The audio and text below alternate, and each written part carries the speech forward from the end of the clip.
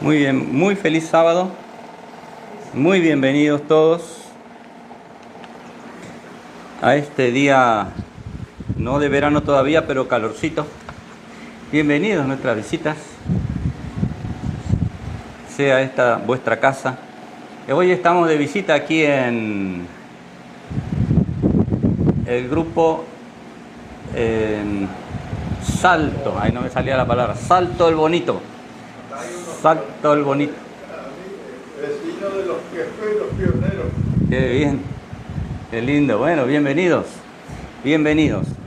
Hoy, bueno, estamos haciendo así un sábado allí en el Faro y otro sábado aquí cuando no viajamos a otro lugar. Entonces aprovechamos hoy que estamos de locales y venimos a visitar a Salto el Bonito. Así que bienvenidos aquí a la casa del Señor.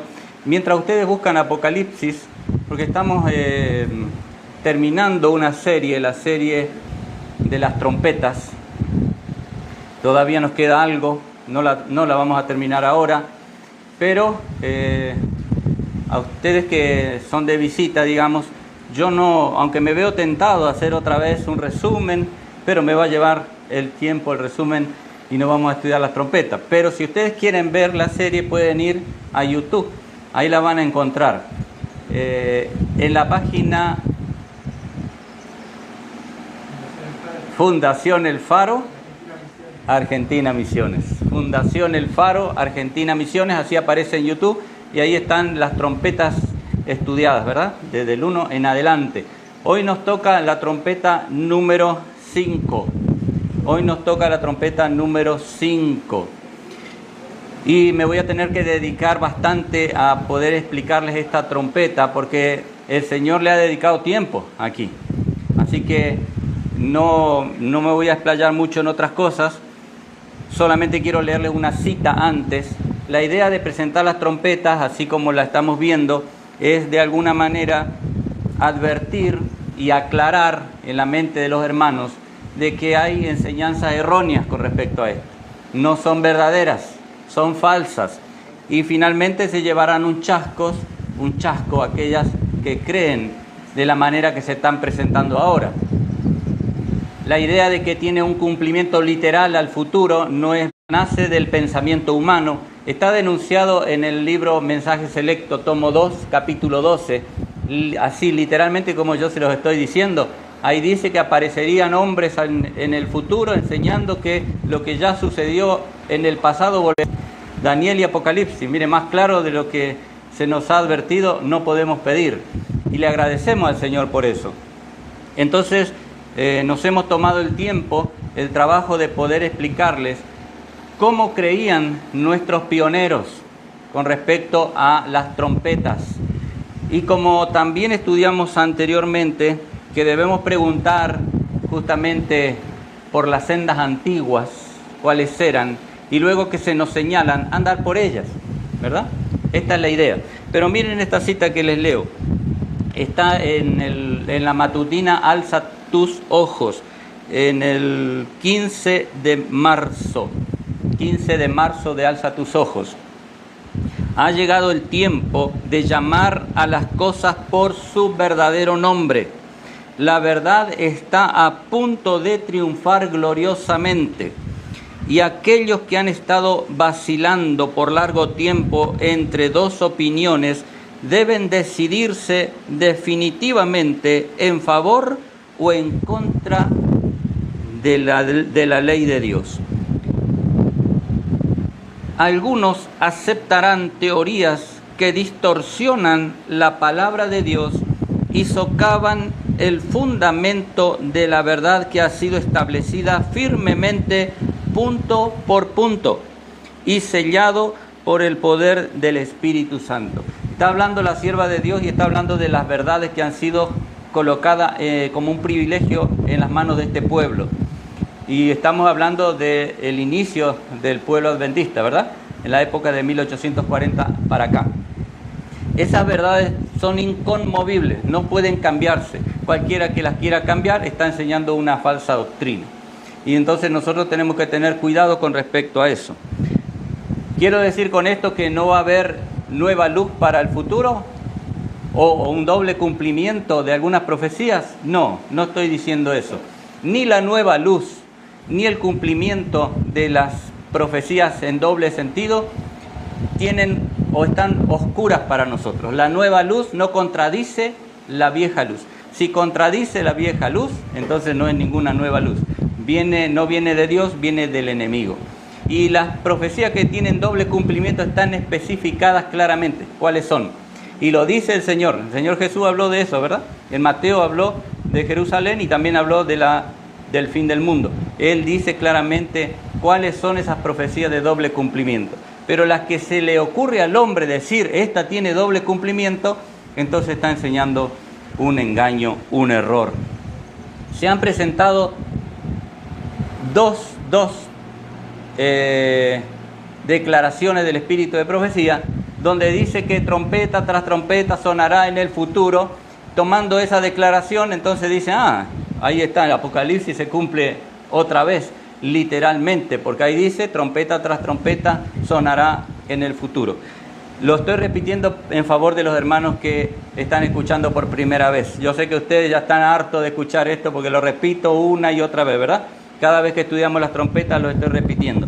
Pero los que escuchan por primera vez necesitan saber de que hay dos citas que hablan de trompetas en el futuro, pero están en el contexto de Apocalipsis 16, no en el contexto de Apocalipsis 8, 9 ni 11, que son las 7 trompetas que están mencionadas aquí, que son las que estamos estudiando, que son las que se le fueron dadas al pueblo de Dios al inicio de esta obra y que deben permanecer así.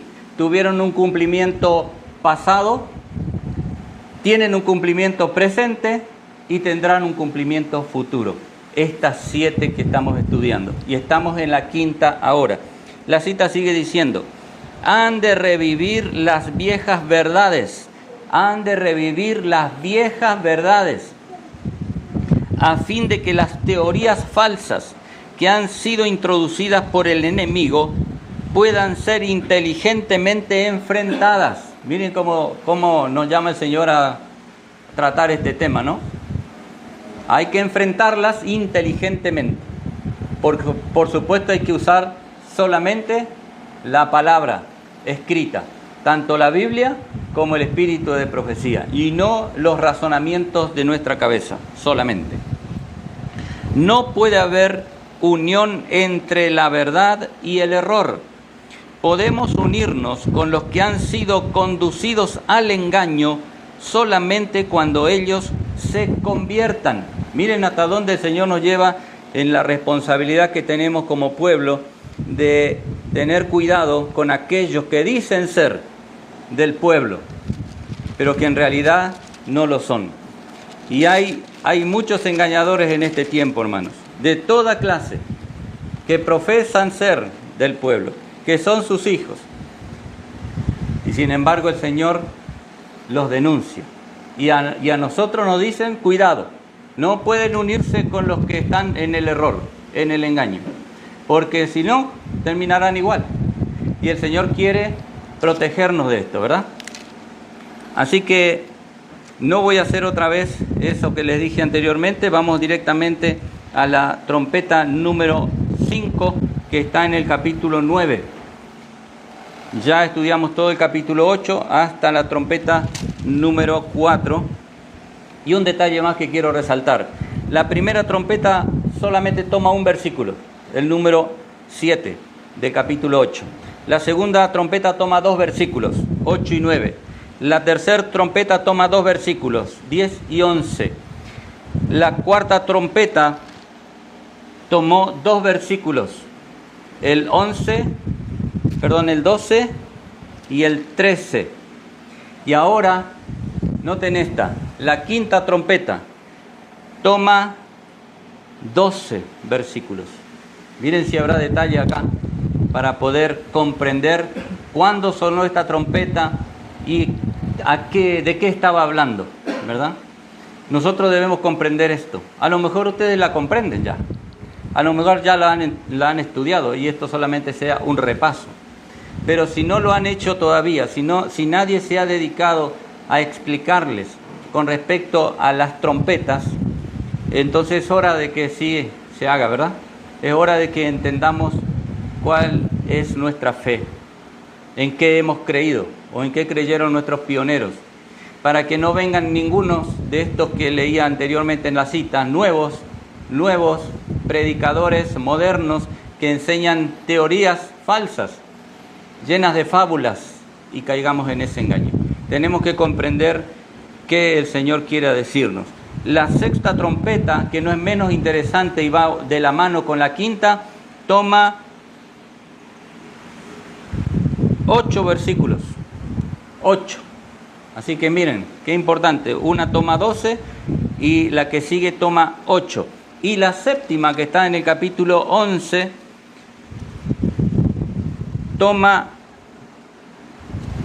5 versículos. Capítulo 11, desde el 15 al 19. Ahí suena la séptima trompeta. ¿No les parece extraño que esté escrita así? 8, 9, pasa el 10. ¿Por qué pasó el 10? ¿Por qué en el capítulo 10 no menciona la trompeta, la séptima? ¿Qué había pasado en la época de 1840? Que era necesario que acá se detuviese el profeta a escribir esto en detalle, porque el ángel se lo estaba declarando, ¿verdad? Cristo mismo le estaba declarando a Juan el Apocalipsis. Y en esa época, está detallado aquí en el capítulo 10, algo pasó. Era necesario que se plantase aquí en el Apocalipsis, porque ellos lo iban a vivir muchos años después. Y luego sí retoma y termina la séptima trompeta en el capítulo 11 y nos lleva hasta el final. Vamos a leer entonces el capítulo 9, verso 1. Y el quinto ángel tocó la trompeta y vi una estrella que cayó del cielo a la tierra y le fue dada la llave del pozo del abismo. ¿Esto puede ser literal o es simbólico? Simbólico. ¿Podría ser literal que una estrella tenga una llave y que pueda abrir el pozo del abismo? Medio extraño, ¿verdad? Entonces tenemos que considerar que es un símbolo a lo que se refiere. Y ahora vamos a ir viendo de qué se trata. También hemos visto en las anteriores trompetas que caían meteoritos, que había varias cuestiones de la naturaleza que se precipitaban a la tierra, pero ninguna de ellas ha sido literal, ni será literal. Tiene un simbolismo y están denunciadas aquí en este libro. Ya habíamos explicado que es un consejo del Espíritu de Profecía, por supuesto inspirado por el Señor, de que estudiemos el libro de Uriah Smith, que explica el libro de Daniel y Apocalipsis desde el primer versículo hasta el último. No necesitamos otro libro, ni siquiera el Espíritu de Profecía tiene en detalles una explicación de todo Daniel y Apocalipsis. No lo tiene, no lo ha hecho. Al principio a mí me parecía terrible ir a buscar algo en el Espíritu de Profecía que hablaba aquí Apocalipsis y no encontraba nada. Y decía, ¿cómo puede ser posible? ¿Por qué la profeta no escribió? ¿Saben por qué no escribió? Porque ella recomendó este libro. Si Dios usó al autor de este libro para explicarnos Apocalipsis, ¿para qué lo va a hacer de vuelta? Ya estaba escrito cada detalle. Por eso es importante que si no lo tienen, lo consigan. Ahora son 2, pero al principio era uno solo. El libro era Daniel y Apocalipsis. Ahora el tomo 1 toma el libro de Daniel y el tomo 2, el libro de Apocalipsis. Yo voy a ir detallándole todos los símbolos que aparecen aquí, cómo fueron entendidos por los pioneros. Algunos no quieren saber nada de este libro y le han encontrado fallas al autor de este libro.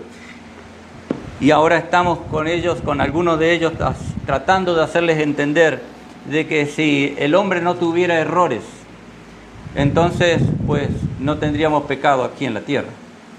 Pedro se equivocó, fue de alguna manera corregido por Jesús, sí, ¿verdad? ¿Se equivocó de vuelta? ¿Lo corrigió Pablo? Sí. Bueno, si se equivoca tanto, no leamos más de Pedro, porque lo que escribió él, entonces tendrá errores también. No, hermano. Y el Señor permite y usa hombres como ustedes y como yo y como Uriah Smith y como Pedro para poder llevarnos por el camino correcto, aún con nuestros errores.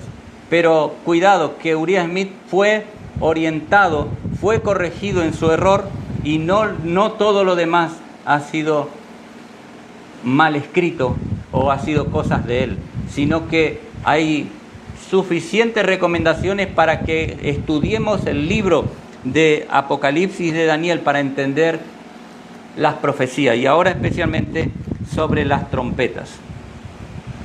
Dice aquí el capítulo 2, el versículo 2, y abrió el pozo del abismo, y subió humo del pozo como el humo de un gran horno, y se oscureció el sol y el aire por el humo del pozo. Y del humo salieron langostas sobre la tierra, y les fue dado poder, como tienen poder los escorpiones de la tierra. Recuerden siempre que esto es simbólico. Entonces tenemos que descubrir a qué se está refiriendo. ¿Quiénes son estas langostas? ¿Y de dónde tienen este poder, que son como los escorpiones? Y les fue dado que no hiciesen daño a la hierba de la tierra, a los hombres que no tienen el sello de Dios en sus frentes. Este detalle, ténganlo en cuenta, porque vamos a hablar de esto especialmente en un momento, no ahora, pero está mencionando que podían dañar solamente a los que no tenían el sello de Dios. Profecía, dicen que este sello es el que reciben los 144.000 cuando termina la gracia, y entonces están sellados, y esta trompeta se lleva a cabo literalmente cuando termina la gracia, y es para los impíos.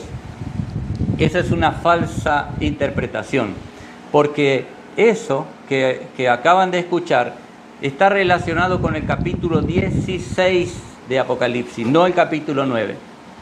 Los que reciban las plagas al final, los que cedan a la bestia y a su imagen y reciban las plagas, son los del capítulo 16, no del capítulo 9. Tengan en cuenta eso, porque hay una mala interpretación usando los capítulos 8, 9 y 11, aplicándolos al capítulo 16. Ya vamos a estudiar sobre el capítulo 16 y las plagas, que es muy interesante, porque eso sí va a ser totalmente literal y está escrito así, no lo invento yo, y ustedes mismos lo pueden corroborar, como pueden corroborar esto que les estoy diciendo, que el capítulo 9, la quinta trompeta, es simbólica, y tenemos que descubrir los elementos que están aquí escritos. El versículo 5 dice: y les fue dado que no los matasen, a aquellos que no tenían el sello de Dios, que no los matasen, sino que los atormentasen 5 meses, y su tormento era como el tormento de escorpión cuando hiere al hombre. Y en aquellos días los hombres buscarán la muerte, y no la hallarán. Desearán morir, pero la muerte huirá de ellos. Mire, interesante este detalle también. ¿Cómo es que no van a morir? ¿Cómo es que, aunque la anhelen, no lo van a conseguir? ¿A qué se refiere? Y si está en el pasado, ¿cuándo fue? Todo eso lo vamos a ver ahora. Hay un tiempo determinado. ¿Cuánto tiempo era? Ya lo veremos. Y el parecer de las langostas era semejante a caballos preparados para la guerra, y sobre sus cabezas tenían como coronas semejantes al oro, y sus caras eran como caras de hombres. Y tenían cabello como cabello de mujer, y sus dientes eran como dientes de leones, y tenían corazas como corazas de hierro, y el ruido de sus alas era como el estruendo de muchos carros de caballos corriendo a la batalla. y tenían colas como de escorpiones, y tenían en sus colas aguijones, y el poder de hacer daño a los hombres 5 meses. 5 meses. ¿Cuántos son 5 meses? Primero podemos decir... Muy bien, 5 meses. En la profecía se calculan 30 días, no 28, ni 29, ni 30, ni 31, sino 30 días. Y entonces son 150 días. Pero proféticamente, ¿cuánto es? 150 años, ¿verdad? En la profecía. Si fuese esto literal, ¿podría alguien vivir 150 años en el tiempo este? Claro que no. Entonces tenemos que considerarlo simbólico. ¿A qué se refiere cuando dice aquí esto? Para no caer en el engaño y en el error, ¿verdad? Y tenían por rey sobre ellos al ángel del abismo, cuyo nombre en hebreo es Abadón y en griego Apolión. El primer ay es pasado, he aquí vienen aún 2 ayes más después de estas cosas. El primer ay ha pasado. ¿Se acuerdan que los últimos eran 3 ayes? Este es el primero. Ya no lo considera como una trompeta, aunque la es, pero se considera como un ay. Las primeras 4 que habíamos visto eran invasiones de las tribus bárbaras al imperio romano. Fueron ellos debilitándose, o sea, el poder romano se fue debilitando por partes. Todas estas tribus invadían el imperio y cada vez lo debilitaban más, cada vez más, hasta que finalmente tenía que caer. ¿Se acuerdan ustedes que vimos el sábado pasado que había 4 grandes imperios? Esto está en la estatua de Nabucodonosor, la que vio él en el capítulo 2 de Daniel. También está explicada en el capítulo 7 de Daniel. Esa estatua tenía que caer completamente, porque al final, ¿qué venía? Una piedra, le pegaba en los pies y se derrumbaba completamente. En el tiempo que Cristo estaba en la tierra, el imperio romano estaba imperial, justamente, estaba en el poder. Era la cuarta, el cuarto elemento que se ve, que era el hierro, ¿verdad? Entonces, ya había caído Babilonia, los medos y los persas lo habían hecho, lo habían derrotado. Después Grecia había derrotado a los medos y los persas, y ahora Roma había derrotado a Grecia, y quedaba Roma y tenía que ser destruida. Cuando Jesús ascendió a los cielos, toma a Juan y le da esta profecía, el Apocalipsis. Y entonces le detalla cómo iba a caer el imperio romano. Y el imperio romano fue cayendo de a poco, por incursiones de estas tribus. El primero fue Alarico, el segundo fue Genserico, el tercero fue Atila, el cuarto fue Odoacro, y el quinto que estamos viendo ahora fue Cosroes. Este fue uno de los que atacó el imperio romano como para que se cumpla esta profecía. Ahora la pregunta es, ¿tuvo éxito Cosroes en hacerlo o no? Recuerden que yo también les dije el sábado pasado que entraría un nuevo elemento ahora.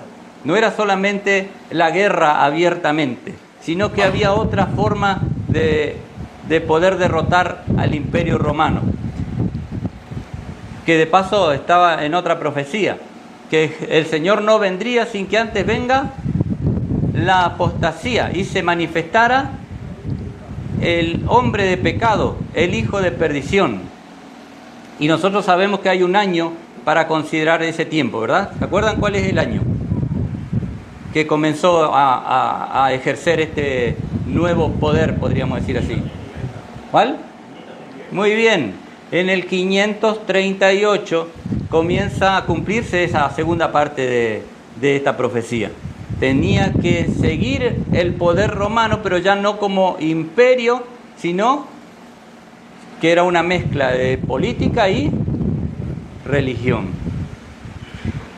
Pues Cosroes era el rey de Persia. Rey de Persia, ¿no le llama la atención?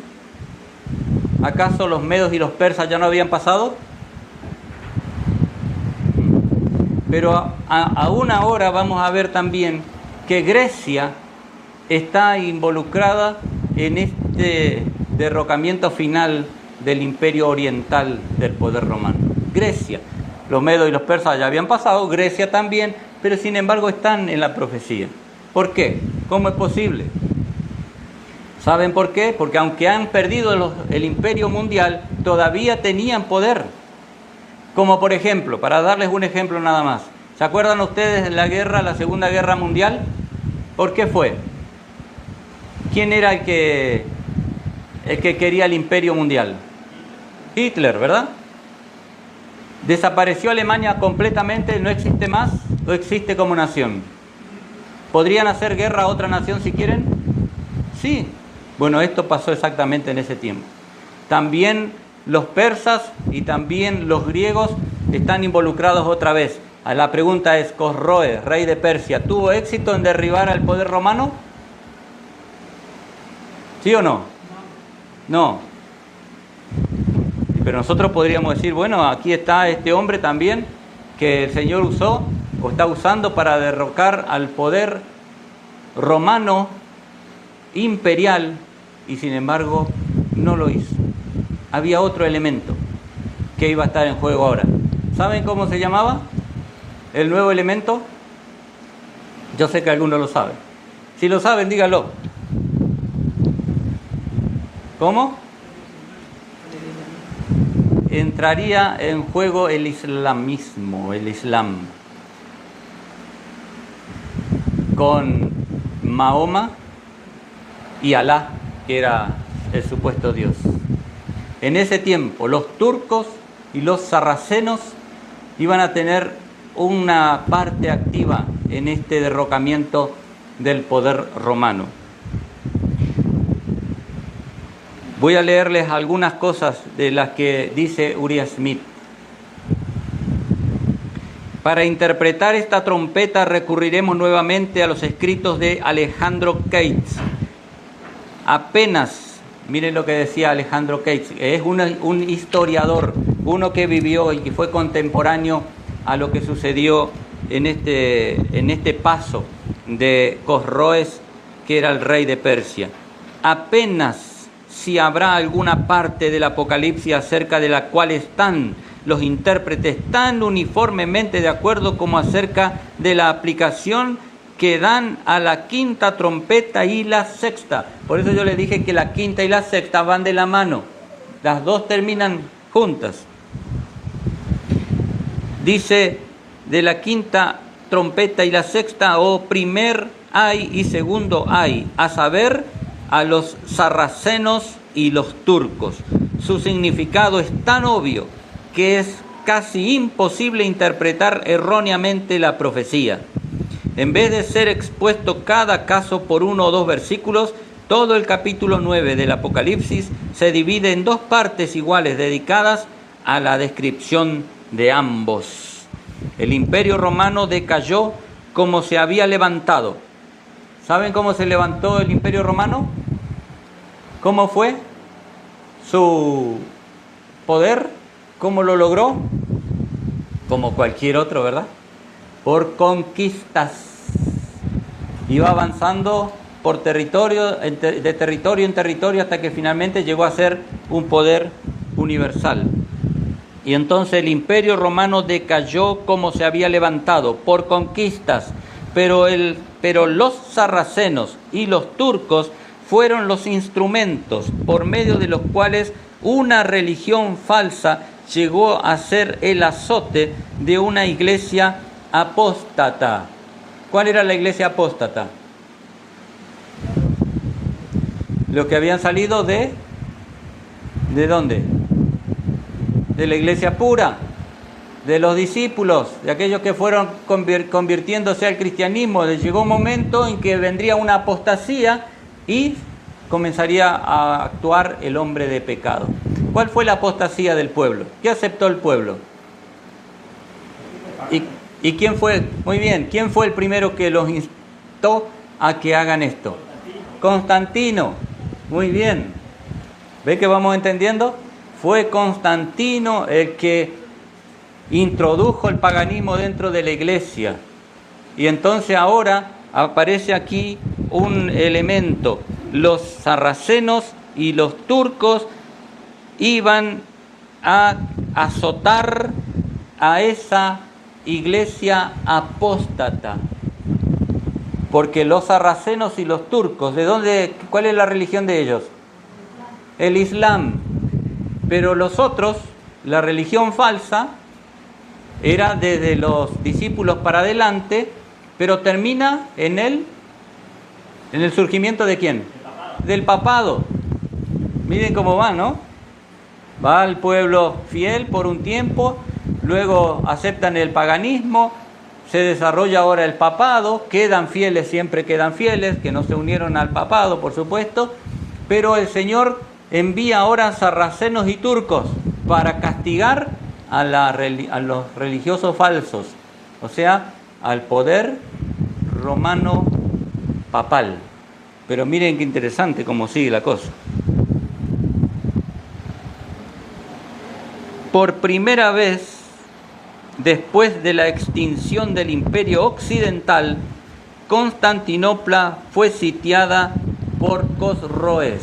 Constantinopla quedó como único lugar con poder o capital del Imperio Romano. ¿Por qué? Porque Roma había sido atacada, había sido debilitada. ¿Se acuerdan ustedes que ahí estaba el sol, la luna y las estrellas que representaban a los emperadores, a los cónsules y a los gobernadores? Entonces había sido atacada y se les quitó el emperador y ellos dijeron: no queremos saber más nada, vamos que la capital sea Constantinopla. Y el imperio se había dividido en dos partes, en el imperio oriental y en el imperio occidental. Primero fue destruido el imperio occidental y luego pasan todos al imperio oriental como única capital del poder que quedaba todavía de Roma, aunque ya se estaba debilitando. Pero ahora resulta que Constantinopla, que era la capital, fue sitiada por Cosroes y los sarracenos y los turcos. ¿Tuvo éxito o no? El profeta dijo: vi una estrella que cayó del cielo en la tierra y le fue dada la llave del pozo del abismo. El historiador dice acerca de aquel tiempo: mientras que el monarca persa Cosroes contemplaba las maravillas de su arte y poder, recibió de cierto oscuro ciudadano de la Meca una epístola que lo invitaba a reconocer a Mahoma como el apóstol de Dios. Un oscuro ciudadano, nadie lo conocía, pero llevó una epístola a Cosroes y le dijo: lee esto, porque tienes que reconocer a Mahoma. Mahoma era uno que se estaba levantando como instrumento de Dios para castigar. Era la quinta trompeta. Pero ¿qué hizo Cosroes con esto? Con la epístola que se le dio. ¿La aceptó? Dijo: ah, qué bien, ahora tenemos profeta. Dios envió a un profeta, Mahoma. ¿De dónde venían estos sarracenos y turcos? ¿De qué parte? Y aquí está mencionada la profecía cuando dice que cayó a la tierra aquella estrella. Y del abismo. ¿Qué significaba el abismo? Son símbolos que necesitamos comprender para entender la profecía, la trompeta, ¿verdad? Si lo tomamos literalmente, y sí, vamos a hacer una película de terror para el final, donde saldrán langostas de ese pozo y van a tener cabeza como cabeza de caballo, colas de escorpiones. Imagínense atacando a la gente. Eso es una locura pensar esto, hermano. Nunca existió ni va a existir en la realidad. Nunca. En ninguna profecía aparecieron cosas así en este mundo. Es todo simbólico y hay que comprender para poder estar en paz con el Señor, en paz con nuestra mente y saber lo que sí le viene al mundo al final. porque no va a ser fácil vivir en esta tierra, pero tampoco asustar a la gente de la manera que lo hacen algunos, diciendo que estas cosas sí van a pasar. Y pobre gente aquella que van a ser castigadas por 5 meses y van a sufrir dolores y van a querer morir y no van a poder morir. Falso, hermano. Eso no es verdad. No existe eso en la profecía. Pero sí existió. ¿Y qué significaban estos aguijones? ¿Qué significaban estos escorpiones? ¿Qué significaban los 5 meses? Todo eso está declarado claramente. Y entonces uno puede decir, Dios, qué maravilla, la mente divina, que lo puede expresar por adelantado así en profecía, y luego en el cumplimiento uno lo puede ver y se puede colocar en un libro y nosotros podemos leer de él y decir, gracias Señor, qué bueno que eres, porque tú nos muestras el camino y podemos andar por él. Dice que este hombre, Cosroes, rechazó la invitación de aquel oscuro ciudadano que le trajo la epístola, donde le decía que acepte a Mahoma como un profeta. Él la rechazó y rompió la epístola. Así exclamó el profeta árabe, desgarrará, el profeta árabe ahora es Mahoma, dice, desgarrará Dios el reino de Cosroe y rechazará sus súplicas.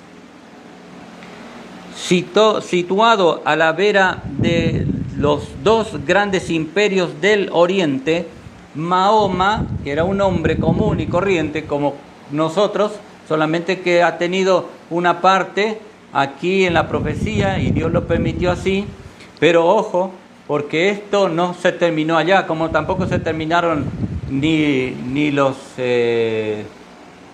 griegos, porque todavía existe, ¿verdad? Existen como pueblo, como capital, tienen una capital, Grecia. Pero este Mahoma y su nueva religión falsa continuarían hasta nuestros días. ¿Creen ustedes que el Islam sigue hasta hoy? ¿Continúa el islamismo? ¿Tienen a su profeta Mahoma como un profeta de Dios? ¿Tienen a Alá como a Dios? ¿Saben ustedes por qué es una religión falsa esta, a la que se está refiriendo aquí también? Porque ambas son falsas. Tanto el Imperio Romano Papal, una religión falsa, pero también el islamismo, una religión falsa. Y muchos en el mundo hoy están preocupados por el Islam. Está avanzando en el mundo entero. Y son como langostas, así dice la profecía, ¿verdad? Están teniendo temor. Llegarían hasta nuestros tiempos. Pero la profecía los denuncia como una religión falsa. Ellos han utilizado la Biblia para hacer su propio libro, el libro del Corán. Y en ese libro ustedes, si lo leen, busquen en el Google, lo pueden encontrar fácilmente. Y si van leyendo algunas cosas, van a encontrar a Pedro, van a encontrar a Juan, van a encontrar a Jesús. ¿Saben como quién? Como hombres profetas, escogidos por Dios. Así lo mencionan, a Jesús como profeta, no como un ser divino, no como el redentor del mundo. Y los mandamientos que ellos ponen ahí son bastante bravos. Y hasta hoy en su Corán está escrito de que si encuentran algún idólatra, ¿saben qué tienen que hacer? Partirles el cráneo. Así lo declara el Corán, a los idólatras. Por eso el ataque, y ahora vamos a ver, acá está en detalle, cuando aparece la religión falsa, ¿se acuerdan que decía el versículo que no hagáis daño a los que no, solamente que hagan daño a los que no tienen el sello de Dios, pero a los otros sí los podían dañar? Los otros eran justamente esa religión falsa que tenían, ahí especifica, tenían una apariencia muy clara, se podían identificar claramente y a ellos tenían autoridad de destruirlos. Pero había un pueblo que Dios protegía, los que tenían el sello de Dios. Algunos dicen que ese sello de Dios es el sello que se recibe al final, el sello del Dios vivo. No, hermano. Ese sello es el sello que se ha colocado sobre la frente de cada uno de aquellos hijos fieles que se mantuvieron fieles hasta el fin. Dentro de estos, ¿ustedes creen que hubo fieles que guardaron el sábado o no? ¿O en algún momento se perdió para siempre el sábado? el sábado, ¿contiene el sello de Dios? ¿Dónde está escrito eso? ¿Ezequiel cuánto? No. ¿Ezequiel? Muy bien, Ezequiel 20:12 y también Ezequiel 3, búsquenlo.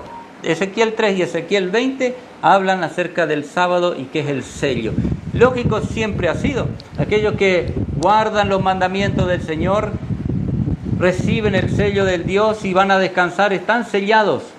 Bueno, esto ya pasó y han sido sellados porque han aceptado los mandamientos de Dios y han guardado el sábado. Pero la religión falsa, la que ahora acepta el domingo, los líderes de esa religión fueron castigados por el Señor y usó a los sarracenos y a los turcos. Y ahora Mahoma entraba dentro de este asunto. ¿Va entendiendo? Estoy complicándole la vida. Bueno, si le complico, no se preocupen, porque tanto repetir y escuchar, finalmente van a decir, al final no era tan difícil. Pero para mí ahora es un lío, es un desastre, no entiendo nada, es un desastre. ¿Les pasa eso o no? ¿Sí? Bueno, no se asusten, porque es así nomás. Una vez que ustedes lo vean una vez, después 2, después 3, después 5 veces, ahí recién se abre la mente y pueden entender. Pero algunos veo que están entendiendo, están contestando y eso es bueno. Quiere decir que el Señor está abriendo nuestra mente y nos está preparando y capacitando para recibir la verdad y mantenernos después ahí. Y no escuchar estas teorías falsas y especulaciones que andan dando vuelta y caer en ese engaño y quedarnos solamente con eso, porque lo ha dicho fulano de tal, un hombre reconocido en el mundo, como me pasó a mí. Sin embargo, por la misericordia de Dios, Él nos saca del error y nos muestra nos pone otra vez en el carril correcto, ¿verdad? Muy bien, repito un poquito esta última parte. Situado a la vera de los dos grandes imperios del Oriente, Mahoma observaba con secreta alegría el progreso de su mutua destrucción. ¿Por qué? Porque el Imperio Romano estaba siendo atacado por Cosroes, ¿verdad? Pero Cosroes no iba a tener éxito. Entonces se iban debilitando ambos, tanto Cosroes como el rey de Persia. También se debilitaba el Imperio Romano y Mahoma miraba de un costado contento porque veía cómo ellos dos se estaban destruyendo. Él no entraba todavía dentro de la profecía, pero estaba observando y decía, esto va bien. Y dice, y en medio de los triunfos persas se atrevió Mahoma de predecir que antes que hubiesen transcurrido muchos años volvería la victoria a los estandartes romanos. O sea que a pesar de que estaba debilitado ya por los ataques, pero recuerden que había quedado Constantinopla como la capital del reino. Ahora Cosroes estaba atacando a la capital, a Constantinopla. Se estaban debilitando ambos. Mahoma quería ser parte porque ya estaba en la profecía, pero se lo rechazó Cosroes y le dijo, no quiero saber nada contigo como profeta. Rompió la epístola y ahí se atrevió Mahoma a decir que dentro de no mucho tiempo, porque Cosroes rompió y me rechazó, quedará el poder en Roma todavía. ¿Sucedió eso? En el momento en que anunció esto, según lo que se cuenta, ninguna profecía podía parecer más lejos de cumplirse. Y claro, porque ya el poder se estaba debilitando por todas partes, estaba quedando el último vestigio de ese poder. Y entonces cualquiera podía decir, va a caer completamente el Imperio Romano. Pero Mahoma dijo, no, va a volver al poder romano, a Constantinopla, la autoridad. Pero todos los que lo escuchaban decían, no tiene idea de lo que está diciendo. No puede ser de ninguna manera. Sin embargo, ninguna profecía podía parecer más lejos de cumplirse, puesto que los primeros 12 años de Heraclio parecían anunciar la inminente disolución de su imperio. Ese fue el que estuvo antes, ¿verdad?, dirigiendo al Imperio Romano. a través de él las cosas se fueron debilitando cada vez más y parecía que iba a caer completamente, y no fue así. Esta estrella no cayó sobre un solo punto, sino sobre ¿qué cayó?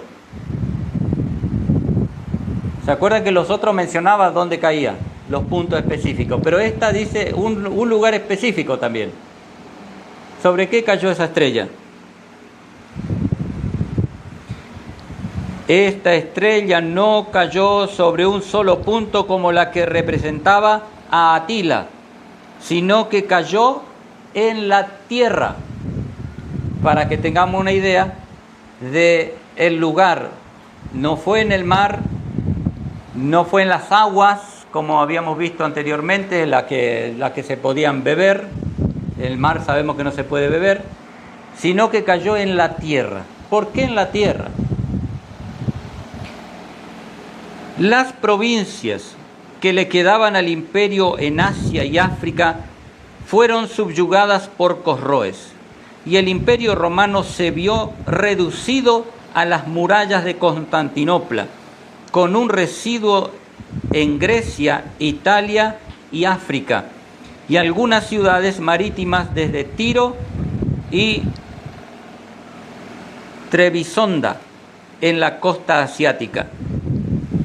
La experiencia de 6 años convenció finalmente al monarca persa de que debía renunciar a la conquista de Constantinopla y especificar el tributo anual o rescate que debía pagar el imperio romano: 1000 talentos de oro, 1000 talentos de plata, 1000 mantos de seda, 1000 caballos y 1000 vírgenes.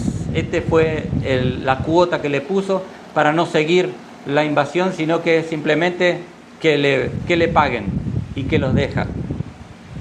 Heraclio suscribió estas ignominiosas condiciones, pero el tiempo y el espacio que obtuvo para reunir estos tesoros de la pobreza del Oriente lo dedicó laboriosamente a preparar un ataque audaz y desesperado.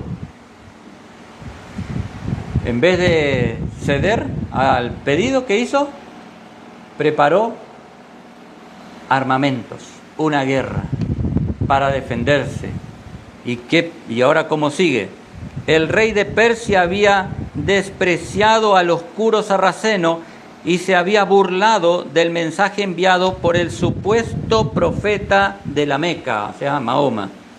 Ni siquiera la caída del imperio romano habría abierto la puerta al mahometismo, ni a los progresos de los sarracenos armados, propagadores de una impostura, pues el monarca de los persas y el Chagán de los árabes, sucesor de Atila, habían dividido entre sí los restos del reino de los Césares. Cosroes mismo cayó. La monarquía persa y la romana se agotaron la una a la otra, y antes que fuese puesta una espada en las manos del falso profeta, se la hizo caer de las manos de aquellos que podían haber detenido su carrera y aplastado por completo su poder. En la batalla de Nínive, que se riñó fieramente desde el amanecer hasta la 11ª hora, 28 estandartes, además de los que pudieron romperse o desgarrarse, fueron arrebatados a los persas.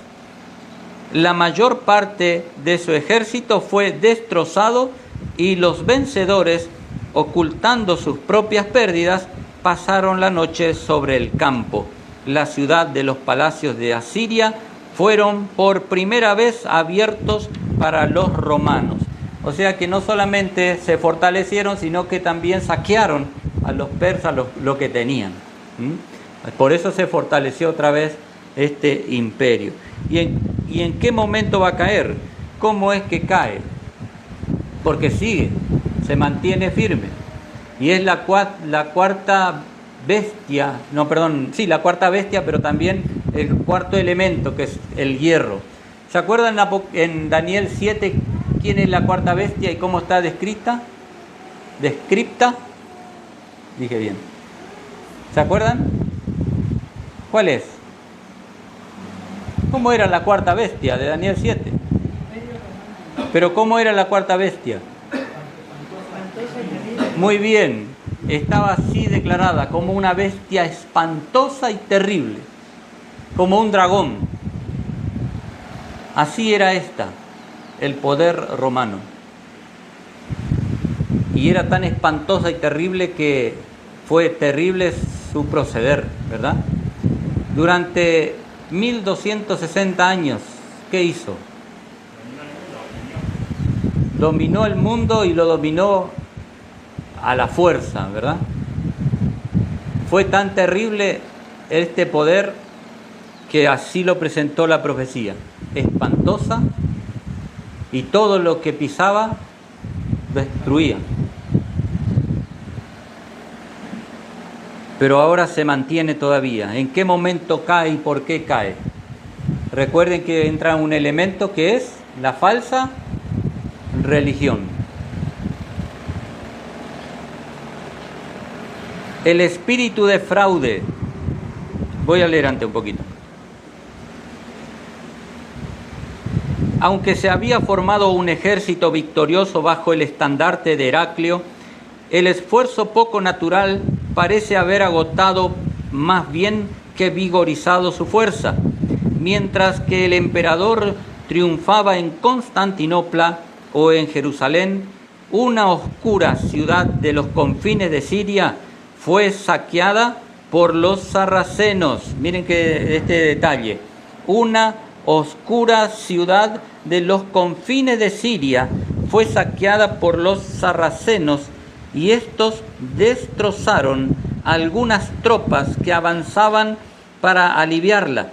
Suceso común y trivial si no hubiese sido el preludio de una poderosa revolución. Estos ladrones eran los apóstoles de Mahoma. Ahí están apareciendo. De Siria. ¿Vieron ustedes cómo es Siria? ¿Cómo es su territorio? Generalmente. ¿Cómo se lo ve? ¿Como un? Muy bien. Desierto. Así es la zona. No son como Misiones, ¿verdad? No tienen esta vegetación, no tienen esta agua, no tienen las bendiciones que tiene este país. Allá sufren mucho ese tipo de tierra. Ahora, estos ladrones eran los apóstoles de Mahoma. Su valor fanático había brotado del desierto, y durante los últimos 8 años de su reinado, Heraclio cedió a los árabes las mismas provincias que antes había rescatado de los persas. En esa guerra le sacó todos a los persas, Heraclio. Pero ahora, cuando Mahoma con su gente vienen a atacar, Heraclio les entrega a ellos. El espíritu de fraude y entusiasmo, cuya morada no está en los cielos, se soltó sobre la tierra. Solo necesitaba el abismo una llave para abrirse, y esa llave fue la caída de Cosroes. Una vez que cae él, que el imperio se debilita por la caída de Cosroes, ahora se abre el pozo, y ¿quiénes aparecen? Las langostas. ¿Quiénes eran las langostas? ¿Quiénes? Los musulmanes. Ahí van apareciendo los musulmanes ahora, del desierto, de aquellos lugares desconocidos, lejanos, que nadie tiene en cuenta. De ahí aparecían las langostas, con el poder que menciona la profecía. No porque tenían cara de caballo ni cola de escorpión, eran hombres comunes y corrientes como nosotros, pero eran feroces, terribles, destruían lo que podían, pero le tenían impedidos algunas cosas a ellos. Cosroes, después de su completa derrota y la pérdida de su imperio, fue asesinado en el año 628 y entre el 628 y el 629. Queda señalado entonces este año por la conquista de Arabia y la primera guerra de los maometanos contra el Imperio Romano. Ahora recién entran a destruir a este imperio los maometanos, porque Cosroe recibió otra vez el poder, lo tuvo por un tiempito, pero esto fue muy rápido. Inmediatamente viene Mahoma con su gente y hacen caer a Cosroes y toman el poder imperial. O sea, no imperial, nunca más iba a aparecer, ¿no es cierto? Pero sí los iba a debilitar, iban a ser destruidos como imperio, Roma. Dice, y el quinto ángel tocó la trompeta y vi una estrella que cayó del cielo en la tierra y le fue dada la llave del pozo del abismo y abrió el pozo del abismo, cayó en la tierra. Cuando se hubo agotado la fuerza del imperio romano y el gran rey del oriente yacía muerto en su torre tenebrosa, el saqueo de una ciudad oscura de los confines de Siria fue el preludio de una poderosa revolución. Los ladrones eran los apóstoles de Mahoma y su valor fanático brotaba del desierto. Miren, aquí aparece el año 628. ¿Y saben cuándo murió Mahoma? En el 632. Ahí nomás. Así que fue rápido todo este proceso. La caída fue rápida. No que llevó muchos años como las anteriores. Ahí nomás. También muere Mahoma. Bueno, se me ha pasado la hora. No creo que vaya a terminar, hermano, porque hay mucho aquí para hablar de esta trompeta todavía. Pero podría leerles o sintetizar con alguna lectura más y ustedes pueden leer después en este libro el capítulo completo para sacar detalle por detalle y para que les quede bien claro lo que significa la quinta trompeta. ¿Están de acuerdo? ¿Sí? Si quieren, puedo hacer una segunda parte de este capítulo, si lo quieren, pero todavía tenemos la sexta y la séptima. Y yo sinceramente ya quiero terminar con la serie, para poder dedicarles a otros temas, ¿verdad? Pero bueno, depende de la necesidad de ustedes. Si quieren que lo haga otra vez en un capítulo posterior, no hay problema. Le dedico tiempo. Si lo quieren estudiar a ustedes, la parte que falta, también acepto. Pero bueno, decidan. Ustedes son los que mandan aquí. ¿Cómo quieren que trate este tema? Lo dejo para que ustedes lo terminen en sus casas leyendo el capítulo de la quinta trompeta, o hacemos un tema más el sábado que viene, Dios mediante, para finalmente terminar la sexta en otra ocasión y la séptima. Yo saben a qué me quiero dedicar, al capítulo 16, ahí me quiero dedicar con ustedes, porque ahí son las trompetas que van a sonar para el futuro y nosotros vamos a estar sobre esta tierra. Estas ya estuvieron en el pasado, aunque tienen un cumplimiento todavía de una de las trompetas, y esa trompeta nos lleva hasta ¿cuándo? Que es la de paso. ¿Cuándo sonó la última trompeta? En 1844. La séptima trompeta sonó en 1844 y mire cuántos años ya llevamos de ella y nos lleva hasta ¿dónde? No.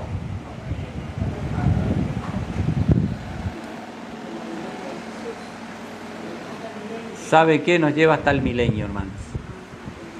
Termina la séptima trompeta ya. ¿Cómo puede haber otro doble cumplimiento y ahora literal de algo que todavía ni se terminó de cumplir? Todos son elementos que yo les voy diciendo para que nunca crean en estas falsas doctrinas que aparecen hoy día. Nunca las crean, porque la palabra del Señor las desacredita completamente. Pero si quieren saber si hay futuras trompetas, sí, yo mismo les estoy diciendo acá, aunque rechazo esa doctrina falsa de que las trompetas tienen doble cumplimiento al futuro, sí digo que hay trompeta tras trompeta que sonarán, porque está escrito así. Así está escrito, trompeta tras trompeta sonará en el futuro. pero no las del capítulo 8, 9 y 11, sino del capítulo 16 de Apocalipsis. Y ahí vamos a ir finalmente a estudiar. Bueno, ¿decidieron ya? Vamos a seguir entonces, ustedes estudian lo que quedó de esta. Muy bien. Votaron antes que lo hagamos. Muy bien, entonces, sigamos estudiando, hermanos. Pidamos al Señor sabiduría de lo alto, que nos muestre claramente dónde debemos pararnos y no ser movidos de ahí, porque la cita que leí anteriormente, al principio, dice que muchas falsas doctrinas aparecerían y sin embargo la verdad triunfará gloriosamente en este tiempo. No podemos ser desviados por las mentiras que aparecen hoy día, y hay muchas. Tenemos que tener la palabra de Dios como nuestra base, el espíritu de profecía como un puntal, otro puntal que el Señor nos permitió para este tiempo, para desenmascarar todas las falsas doctrinas que vivimos hoy día. Así que el Señor nos ayude a ser fieles y a mantenernos de parte de la verdad, aunque se desplomen los cielos. El Señor viene pronto, muy pronto, mucho más de lo que nosotros imaginamos, y está tratando de destruir todo lo que pueda, como lo ha hecho siempre, pero especialmente en este tiempo quiere destruir a los hijos de Dios para que ninguno se salve. Que el Señor les bendiga y les llene de su gracia. Sí, el próximo sábado estamos en el Faro y estudiaremos la trompeta número 6, que va de la mano con esta. Quizás en la introducción voy a terminar de decir algo de la quinta y entonces ahí sí ya desarrollamos la sexta. Que el Señor les bendiga ricamente en mi oración.